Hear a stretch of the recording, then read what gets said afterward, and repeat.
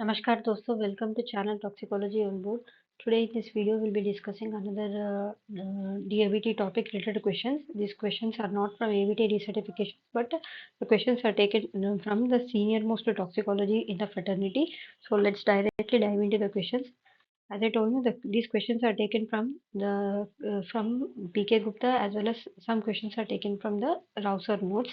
So first question is the percentage of pregnancies resulting in live literacies. So one question with respect to reproductive toxicology, generally they will ask you what is fertility index, what is gestation index. So these are the actual objectives whenever you are conducting either segment 1 study or segment 2 study or segment 3 studies. So this question is related to percentage of pregnancies resulting in live litters. So right answer will be in the green text, that is gestation index. So to the right side of the slide you can see I have listed out all the formulas with respect to different indices when you do a reproductive study. So here the question is about gestation index. So gestation index formula is number of females with live born by number of females with evidence of pregnancy. So number of rats which were pregnant, or rats or rabbits in the, so number of females with live born. So whatever the pup size is there, no, into 100, that is your gestation index. So please similarly you also go through what is fertility index. For example, we will see here female fertility index, number of females pregnant by number of females mated with the males, okay, into 100. So similarly also read about viability index, which will be survival index, also here given in the option D, okay, live birth index, gestation index, fecundity index. So one of the questions they might ask this also in the exam.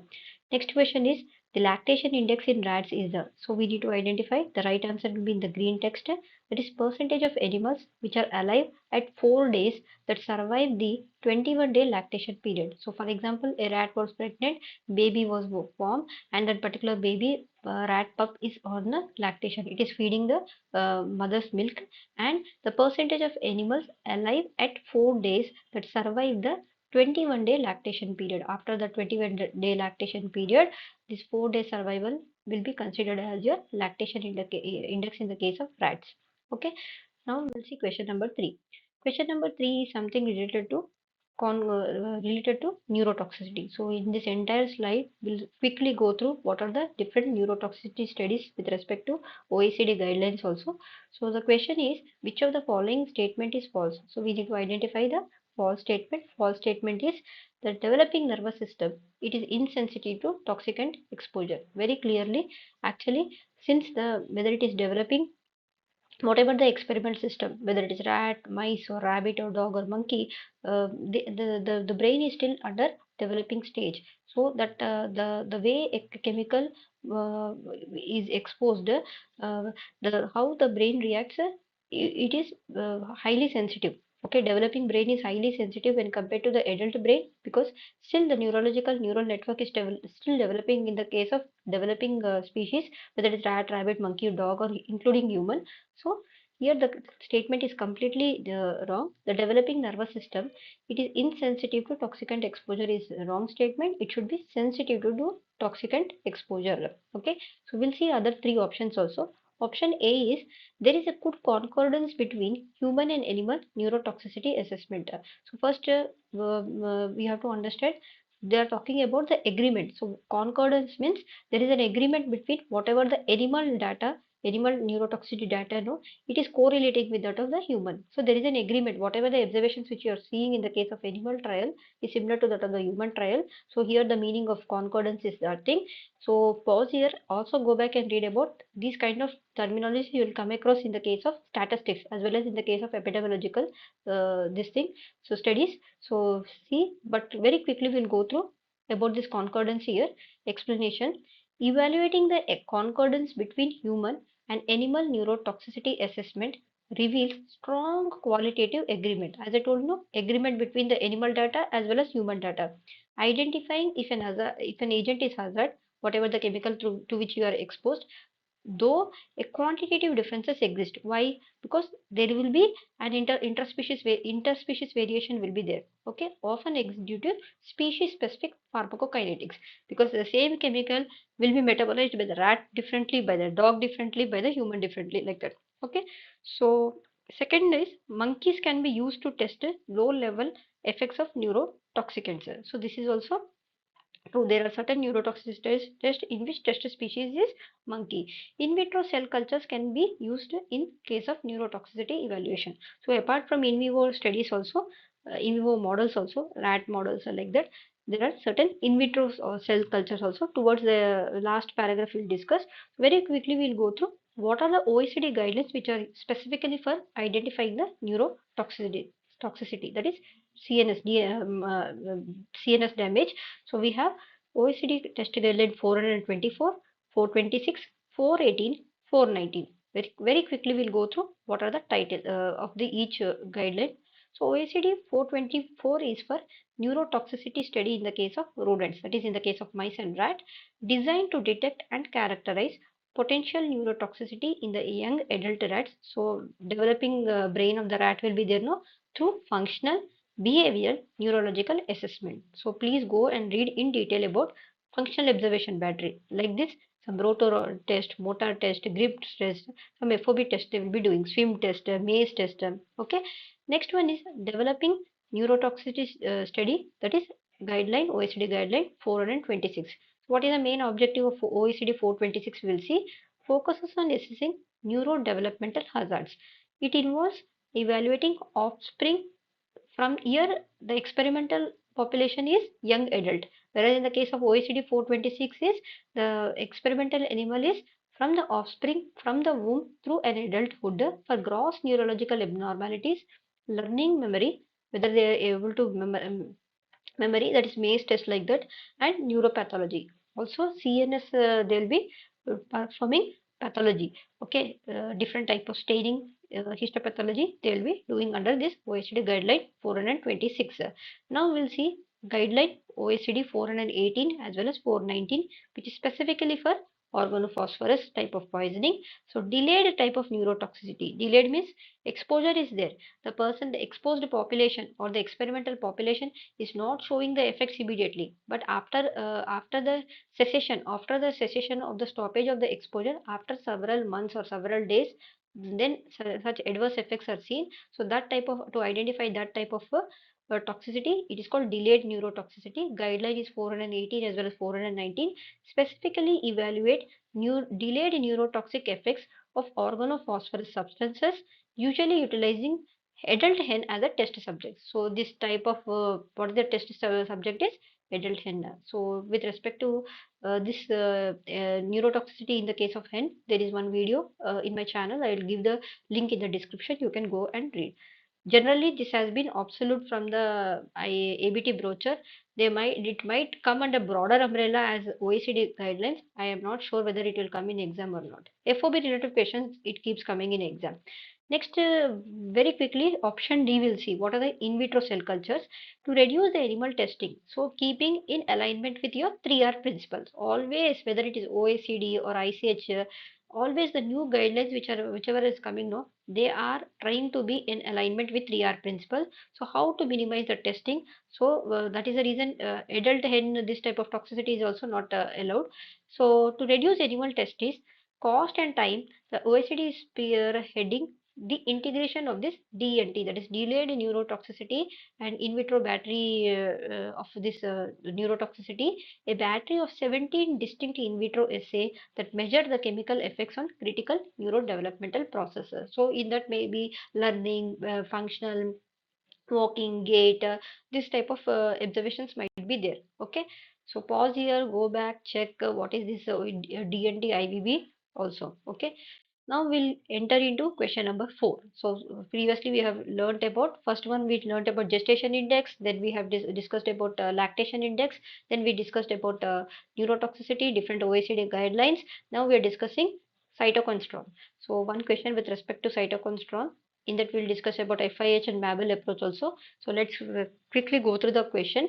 Question is a severe cytokine response that progressed to systemic organic failure occurred in phase 1 study involving the use of, the right answer will be in the green text, that is CD28 monoclonal antibody. So this was the thing. So background about this particular slide is that there was a certain company, X company, They were developing a new drug.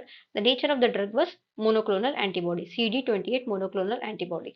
Since it is biotechnology related or biopharmaceutical related product, the class, they have done animal trials, and the relevant species was monkey. Okay, they did the monkey study, and they finally they got a NOAEL, that is no observed adverse effect level.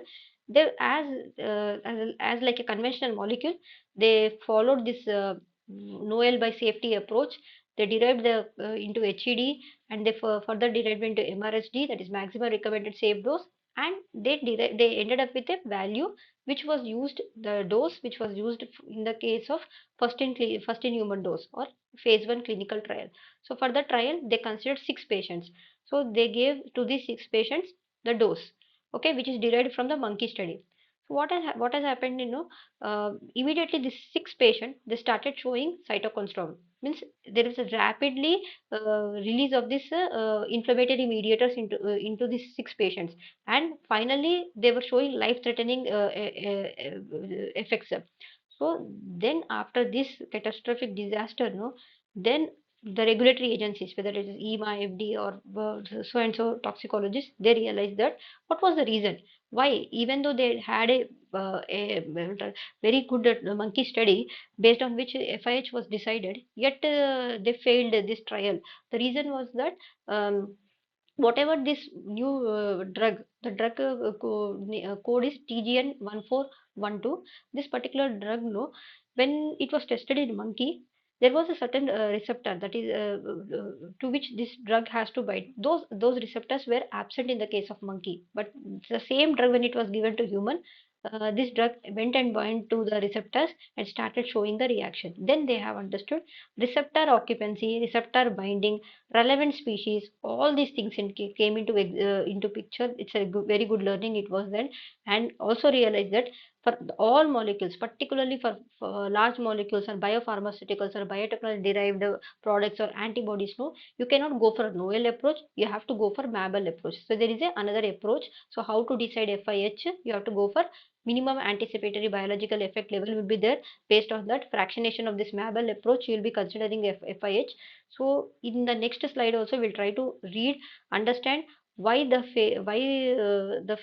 failure was there with this drug, and what are the new regulatory learnings from this one. So overall background I have given. Very quickly we'll go through the notes. So severe cytokine response that progress to systemic organic failure. Our question is that only. Okay, occurred in phase 1 study. So phase 1, I don't know, 6 patients they started the trial involving the use of an experimental drug. What is that nature of that experimental drug? It is a monoclonal antibody, CD28, specifically the code name. So whenever the drug will be in the investigational stage, initial stages, no, you will have drug code. The code name is TGN1412. So some questions like this you will get in exam, TGN1412 trial or like that. Okay, so this incident took place in March 2006. In March 2006, this immunomodulated drug was this TGN1412 was administered to healthy human volunteers in the first in man clinical trial. Okay, so designed as a super agonist. The nature was super agonist. Okay, they have agonist, antagonist like that. No, the nature of this molecule was super agonist. The antibody evidently triggered an uncontrolled immune response called a cytokine storm. See about cytokine storm, you will learn in case of COVID also. Okay, coronavirus also you will come across this increase in case of inflammatory mediators. Also pause here and try to understand. Always inflammation is not bad. Inflammation is certain times is a good indication that all the repair related cells will be there. No, are accumulating at the site of damage. So in that way it is good. Redness or erythema is in such way it is good. So let's come back to we'll discuss about that in some other video. Coming back to our this TGN case. So response called cytokine storm leading to a sudden release of inflammatory mediators and life threatening multi-organ failure. So in the question also you see systemic organ failure. Okay, the catastrophic event is widely studied in pharmacology and toxicology. So it's a good learning. As a case study, we'll always see, we'll teach to the students to understand the species specific difference. So there is a difference in the monkey as well as human. The receptors are not present in the monkey, but the same receptors are there in the case of human. Okay, in immune responses, and the drug appeared safe in non-human primates. So the drug appeared to be safe in the case of monkey, but it is unsafe in the case of human, and led to a major updates in regulatory aid guidelines. So what are those changes means? I told you, MABEL approach came into for calculating the safe initial biological dosages. So particularly for unlike conventional molecules, for biotechnology derived products, so there is a new concept that regulatory agency, whether it is FDA, EMA, or ICH, recommends. Okay, so why did we fail? What were the preclinical failures, animal trial failures that we will see? The primary failure of this particular TGN-1412 trial stemmed from a misunderstanding of the species difference. By this time, nobody knew that there is a species difference. Species difference, first you will come across first case in case of thalidomide. Okay, there you will see that teratology was seen only in the case of rabbit. So initially EFD studies, embryo fetal developmental studies used to be done only in one species, that is in rodent. But when they did it in rabbit, they found the adverse effects, teratological effects. So like that only you'll come across. So from that failure also we understood, and we started inculcating two species, particularly for EFD studies. For segment 1, that is fertility study, as well as segment 3, that is prenatal postnatal studies, only in rat you are doing. Okay, let's come back. So remember the species difference learning. Come back to our question, that is TGN, this failed trial. So the primary failure of this TGN 1412 trial stemmed from a misunderstanding of the species difference. Okay, what are the receptor differences? Non-human primates, that is the monkey, Cynomolgus macaque, did not experience a cytokine storm during the animal testing because their CD28 receptors do not trigger the same massive T cell activation as human CD28 receptors. So in the monkey also these receptors are there, but these receptors are insensitive. They are not responding to this experimental drug. Okay, that is the learning. Okay, so this species difference. Second point is in vivo overlook, in vitro overlook. So they should have done some in vitro, even if they didn't do in vivo. So what is the learning? We'll see. So standard laboratory cell culture test in vitro fail to replicate the human tissue environment. So whatever the cell lines, tissue lines in which they have done, they did not replicate similar to the human tissue environment, masking how the drug would have inside a living human body. Okay, so in the tissue, in the in vitro, they didn't find. So there is a change when the response of the drug in the case of in vitro as well as in vivo also there is a change. So similar thing you will come across in the case of Ames test also. Ames test with metabolic activation, without metabolic activation. When you do it in vivo, if there is an enzyme responsible for the activation, you will see. That's why we'll additionally add to that particular Petri plate. So try to correlate and read about that also. Second one, so all in vitro will not mimic the in vivo. That is what it is trying to say, I guess. Next one is third one, overestimating the safety because animal models tolerated doses 100 times higher with NOEL. So whatever the NOEL which they have selected, no, it was 100 times higher then whatever the fractionation of that 100 times fractionation of that was given to the human. Still it shows researchers falsely assumed that human starting dose was completely safe, even though whatever the NOEL which we got from the monkey study, no, they did 100 times lesser. Okay, fractionation of 100 times of that NOEL was done, and that dose was given to human. Still it shows we thought that we are giving very less dose, so it should be safe. That was the assumption, but our assumption failed by the so it's a learning. Nobody could have saved this trial. Okay, and common name, if you go back and check in the literature, you'll come across this elephant trial also. They will keep saying. So go and read about this one. So what are the regulatory learning as a toxicologist? What are the learning for us that we will see very quickly? So regulatory safety updates. The disaster fundamentally transferred how phase 1 trials are designed. Okay, how, because we do not want at least any one patient also to die. Okay, ethics, clinical ethics, whatever the committees are, they are very stringent. Okay, leading to a strict protocol. Protocol means study protocol, study plan, which you prepare, established by the bodies like EMA. So we have MABEL protocol also. Standard practice changed from using the NOEL to the minimum anticipated biological effect level, that is MABEL approach. The calculation human dosage based on smallest amount needed to cause any biological activity, greater lowering initial doses. So Unlike Noel, which is a toxicological approach, Mabel is pharmacological approach. It is a pharmacological dose that you have to remember, that you have to understand.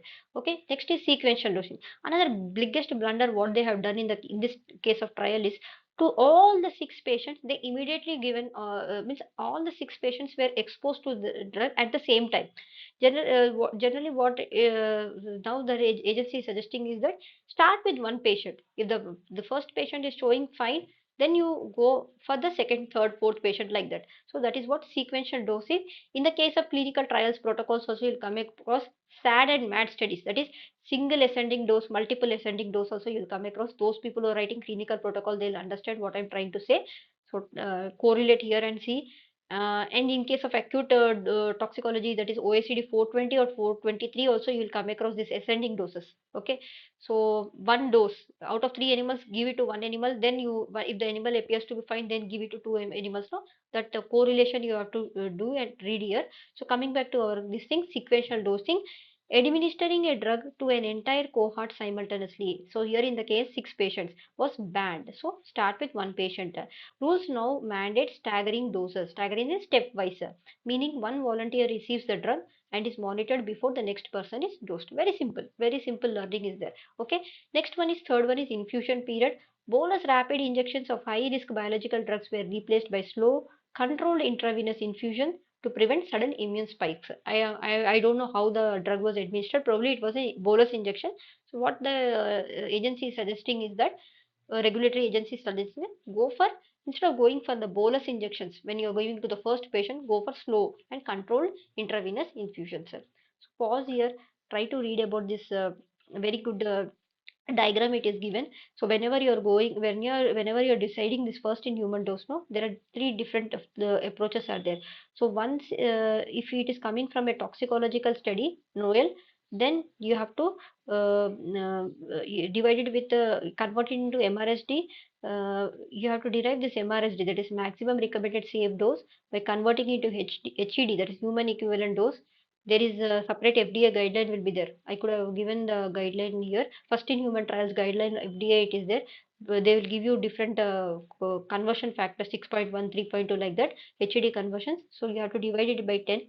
So you'll be getting MRSD. So another approach is if the NOEL is derived from PKPD, like safety pharmacology studies. Okay, if the NOEL is coming from that study, then similarly you go for the same approach. You can see the flow chart.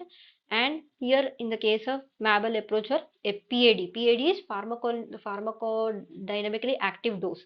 So for that also you do some fractionation and you'll be deciding FS. So by understanding what is the nature of your experimental drug, whether it is a conventional molecule, whether it is safety pharmacology derived NOEL, or it is biotechnology derived product like Mabel approach, then you will decide the FIH.